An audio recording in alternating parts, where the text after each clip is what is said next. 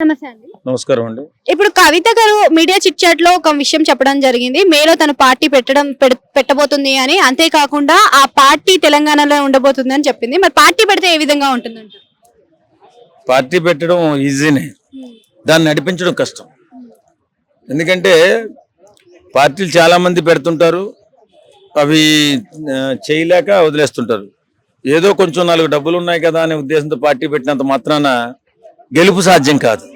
ఎందుకంటే దాంట్లో జనాల్లో చరిష్మా ఉండాలి ఎవరికైనా. ఇప్పుడు వాళ్ళ నాన్నగారి చరిష్మాతో ఆమె కవిత గారు రాజకీయాల్లోకి వచ్చారు. వాళ్ళ నాన్నగారి ఎదుగుదలతో పాటు ఈమె కూడా ఎదిగింది. వాళ్ళకి కూతురిగా మంచి భవిష్యత్తును కూడా అనుభవించింది. అలాగే లిక్కర్ కేసులో కూడా అరెస్ట్ అయ్యారు. అరెస్ట్ అయ్యి జైలుకు కూడా పోయారు. కాబట్టి నేనేమంటానంటే, తండ్రిని వదిలేసినటువంటి పిల్లలు ఆ జీవితాలు ఎలా ఉంటాయి, ఆ చరిష్మా ఉంటుందా, ఆ పాపులారిటీ ఉంటుందా అని ఇక్కడ ఆలోచిస్తే అంత ఈజీగా రాజకీయాల్లో ఉండదు. ఎందుకంటే ఆ పార్టీ ఇప్పటికీ పాపులర్గానే ఉంది. లేదు బీఆర్ఎస్ పార్టీ లేదు అడిగంటిపోయింది అనుకున్నప్పుడు ఏదో లేపాలని ప్రయత్నం చేస్తే ఏమో చెప్పలేం. కానీ కొత్త పార్టీ పెట్టి ప్రజల మధ్యలోకి వెళ్ళి మనుగడ సాగించడం కవిత లాంటి వ్యక్తికి మరీ కష్టం. ఎందుకంటే ఆమెకి ఆల్రెడీ మచ్చ ఉంది కాబట్టి. సో ఆమె మెయిన్ టార్గెట్ వచ్చేసి సిద్దిపేట అని, ఇంకా మన బోధన అని చెప్పేసి చెప్తున్నారు.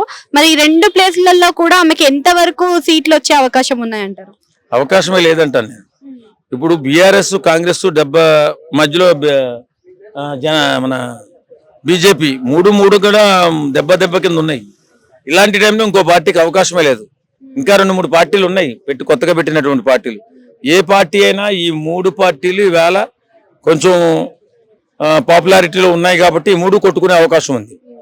ఇందులో ఎవరికి మెజారిటీ వస్తుంది అనేది కొంచెం ఆలోచించి, ఫస్ట్ కాంగ్రెస్ ఉంది, సెకండ్ ప్లేస్లోనేమో బీఆర్ఎస్ ఉంది, థర్డ్ ప్లేస్లో బీజేపీ ఉంది. కాబట్టి ఈ మధ్యలోకి వచ్చి ఇంకో పార్టీ అనేది కొట్లాడడం చాలా కష్టం. అది అయ్యే పని కాదు నాకు తెలిసి. నిజంగా కవిత గారు పార్టీ పెట్టి చేసే కంటే కూడా ఏదన్నా పార్టీతో ఉంటే బెటర్ ఏమో అనిపిస్తుంది.